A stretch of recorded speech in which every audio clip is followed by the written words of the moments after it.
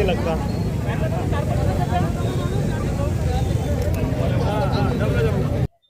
महाराष्ट्र सरकारने जो नवीन शासन निर्णय काढला मराठा समाजाला कुणबी प्रमाणपत्र देण्याचा, हैदराबाद गॅजेटला पुरावा म्हणून ग्राह्य धरण्याचा किंवा गाव पातळीवर मौका चौकशी करून पुरावा ग्राह्य धरण्याचा हा शासन निर्णय सकल ओबीसी समाजाला महाराष्ट्रातील मान्य नाही।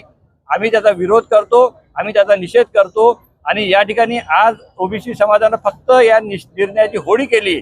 लवकरात लवकर शासनाने हा निर्णय रद्द करावा, मागे घ्यावा आणि ओबीसीचा अंत पाहू नये।